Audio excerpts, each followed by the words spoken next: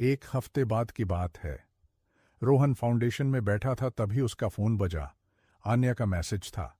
उसने लिखा था, रोहन, मुझसे मिलना है, बहुत जरूरी, तुम्हारे ऑफिस के पास वाले कैफे में शाम 5 बजे, प्लीज टाइम पर आना। रोहन ने प्रिया को बताया। प्रिया ने सिर हिलाया और उसकी आंखों में एक समझ थी। जाओ, हो सकता है कुछ जरूरी हो। आन्या अकेले नहीं बुलाएगी, कुछ बात है। शाम को रोहन कैफे पहुंचा, छोटा सा कैफे जहां वो पहले भी आए थे। आन्या पहले से मौजूद थी। वो पिछले कुछ हफ्तों से रोहन से दूर थी। कोर्ट के बाद वो शायद ही मिली थी। वो बदली हुई लग रही थी। उसके चेहरे पर एक गहरी चिंता थी जो पहले कभी नहीं थी। उसकी आंखों के नीचे काले घेरे थे और वो बेचैन लग रही थी। रोहन ने पूछा, क्या हुआ आन्या, तुम ठीक तो हो? तुम बहुत परेशान लग रही हो। आन्या ने कॉफी का कप पकड़ा। उसके हाथ कांप रहे थे और उसकी आवाज में एक कंपन था। रोहन, मैंने कुछ सुना है अपने पिता के बारे में, कुछ ऐसा जो मैंने कभी सोचा नहीं था, और मुझे नहीं पता कि क्या करूं। मैं बहुत कंफ्यूज हूं। रोहन ने पूछा, क्या सुना? धीरे से बताओ। आन्या ने धीमी आवाज में कहा, मेरे पिता मिस्टर मल्होत्रा देवराज के साथ सिर्फ बिजनेस पार्टनर नहीं थे, वो और भी कुछ थे। कल रात मैं अपने कमरे में थी तो मुझे नींद नहीं आ रही थी। मैं पानी लेने के लिए नीचे गई। तभी मैंने पापा की आवाज सुनी। वो फोन पर किसी से बात कर रहे थे, मगर उनका लहजा अजीब था। मैं छिपकर सुनने लगी। वो किसी से कह रहे थे, डील पूरी हो गई है और अब रोहन से निपटने का समय आ गया है। रोहन का चेहरा सफेद पड़ गया। उसकी आंखें फैल गईं। क्या? तुम्हारे पिता? वो देवराज के साथ। आन्या ने सिर हिलाया। उसकी आंखों में आंसू थे जो बहने को तैयार थे। मुझे पता नहीं था। मैंने सुना तो मेरे पैरों तले जमीन खिसक गई। मेरे पिता, जिन्होंने मुझे सिखाया कि ईमानदारी सबसे बड़ी चीज है, वो देवराज के साथी हैं। वो उसके साथ मिलकर तुम्हारे खिलाफ कुछ प्लान कर रहे हैं। रोहन ने उसका हाथ पकड़ा और उसे शांत करने की कोशिश की। उसकी आवाज में एक सांत्वना थी। सुन आन्या, हो सकता है तूने गलत सुना हो सकता है कोई और बात हो, कोई बिजनेस डील हो, कुछ और। आन्या ने सिर हिलाया और अपने आंसू पोंछे। नहीं रोहन, मैंने साफ सुना, हर शब्द साफ था। उन्होंने मेरा नाम भी लिया। उन्होंने कहा कि मैं तुम्हारे करीब हूं और इसका फायदा उठाया जा सकता है। मैं उनके लिए सिर्फ एक औजार हूं। रोहन चुप था। वो नहीं जानता था क्या कहे। उसने आन्या का हाथ पकड़ा और उसकी आंखों में देखा। हम इसका पता लगाएंगे साथ में। तू अकेली नहीं है। आन्या ने उसकी तरफ देखा। उसकी आंखों में एक उम्मीद थी और एक सवाल भी। तुम मेरी मदद करोगे? तुम मेरे साथ रहोगे, भले ही मेरे पिता तुम्हारे दुश्मन हों? रोहन ने बिना हिचके सिर हिलाया। हाँ, तूने मेरी मदद की थी जब मुझे जरूरत थी, जब मैं अकेला था, जब दुनिया मेरे खिलाफ थी। अब मेरी बारी है। उसी रात रोहन ने शास्त्री जी को सब बताया। शास्त्री जी ने अपना चश्मा उतारा, माथा रगड़ा और देर तक चुप रहे। मुझे हमेशा शक था मल्होत्रा पर।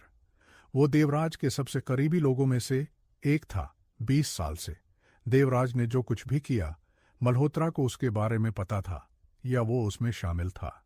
रोहन ने पूछा। तो क्या वो मेरे पिता की हत्या में भी शामिल था? शास्त्री जी ने गहरी सांस ली और दूर देखा। यही तो पता लगाना है बेटा, यही सबसे बड़ा सवाल है। अगले दिन रोहन और आन्या ने मिलकर मल्होत्रा के बारे में जानकारी जुटानी शुरू की। आन्या ने अपने पिता के ऑफिस से कुछ पुराने दस्तावेज निकाले, पुराने कॉन्ट्रैक्ट, देवराज के साथ की गई डील्स, कुछ फोन नंबर और एक डायरी। उसने सब रोहन को दे दिया। रोहन ने उन दस्तावेजों को ध्यान से पढ़ा।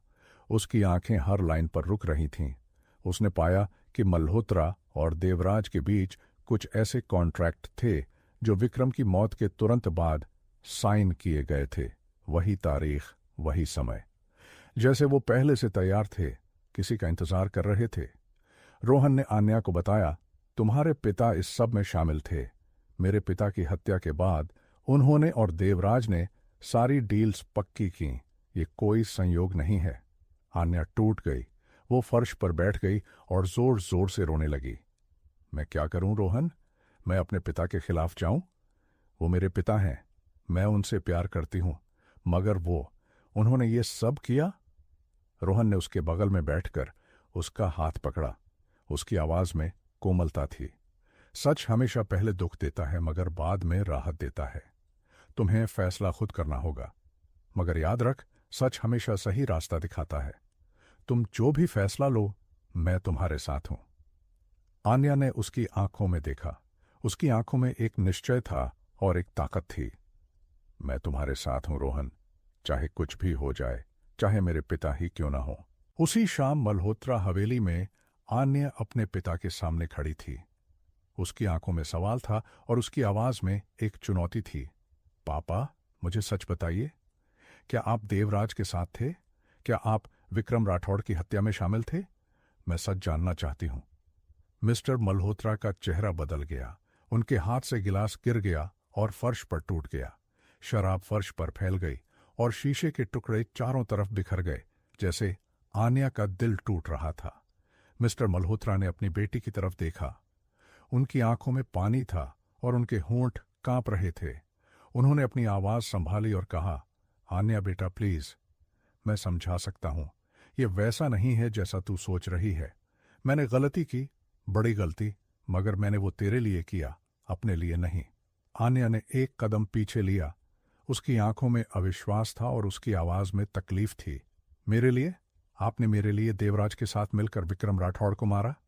आपने मेरे लिए 20 साल तक झूठ बोला? आपको लगता है ये मेरे लिए अच्छा है? मिस्टर मल्होत्रा ने अपना सिर हिलाया। उनके आंसू बहने लगे और उनकी आवाज टूट गई।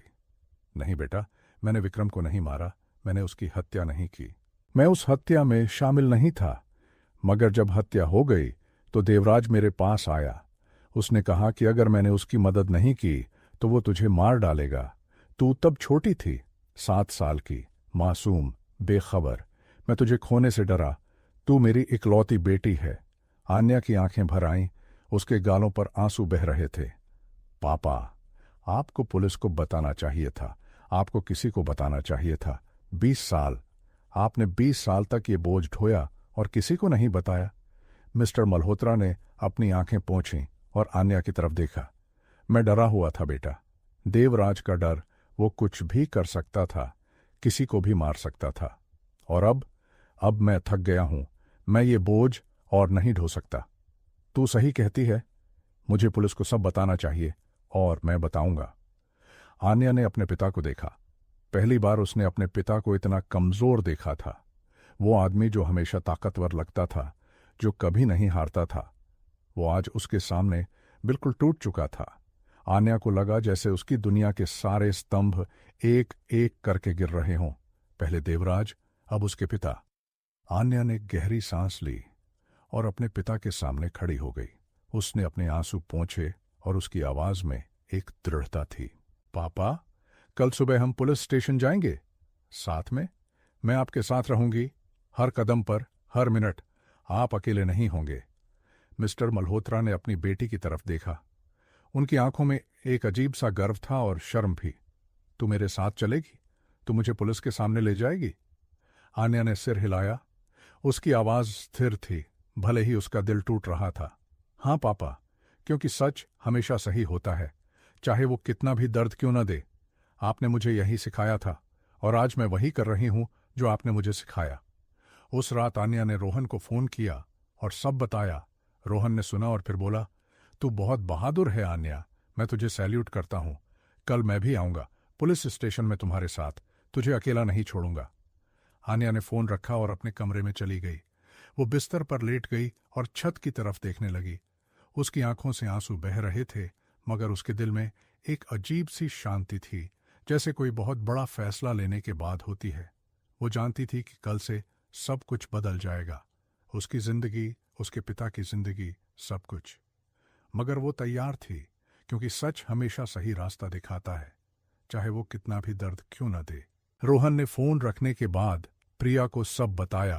प्रिया ने सुना और फिर चुपचाप रोहन के बगल में बैठ गई।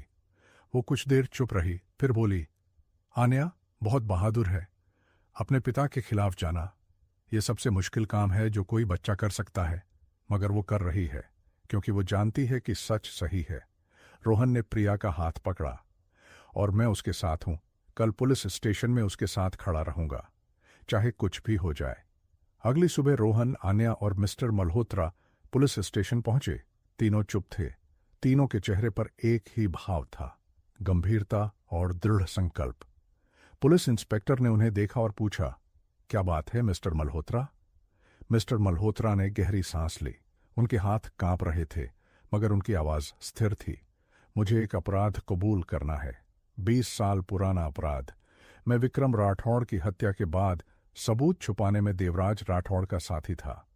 पुलिस स्टेशन में सन्नाटा छा गया। सबने उनकी तरफ देखा। इंस्पेक्टर ने उन्हें अंदर बुलाया और उनका बयान लिखना शुरू किया। घंटों चली पूछताछ में मल्होत्रा ने सब कुछ बता दिया। हर डील, हर धोखा, हर वो चीज जो देवराज ने 20 साल में की थी। जब वो बाहर निकले तो मल्होत्रा की आंखों में आंसू थे, मगर उनके चेहरे पर एक अजीब सी शांति भी थी। उन्होंने आन्या को गले लगाया और कहा, बेटा, आज मैंने 20 साल का बोझ उतार दिया। तूने मुझे ये करने की हिम्मत दी। तू मेरी सबसे बड़ी ताकत है। आन्या रो पड़ी, मगर उसके आंसू में दर्द था और गर्व भी। वो जानती थी कि उसके पिता को जेल जाना पड़ेगा, मगर वो ये भी जानती थी कि सच के साथ खड़ा होना हमेशा सही होता है, चाहे उसकी कीमत कितनी भी बड़ी क्यों न हो। उसी शाम रोहन फ्लैट लौटा तो उसने प्रिया को सब बताया। प्रिया ने सुना और फिर कहा, अब मल्होत्रा ने सच बोल दिया है तो देवराज को क्या होगा? रोहन ने जवाब दिया, मल्होत्रा के बयान से देवराज के खिलाफ केस और मजबूत हो जाएगा, मगर यह भी सच है कि मल्होत्रा को भी सजा होगी। वो भी जेल जाएगा, भले ही वो सबूत छुपाने में शामिल था, हत्या में नहीं। प्रिया ने गहरी सांस ली।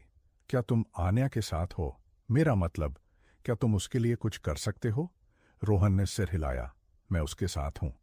मैंने उससे कहा है कि मैं हमेशा उसके साथ रहूंगा, चाहे कुछ भी हो जाए।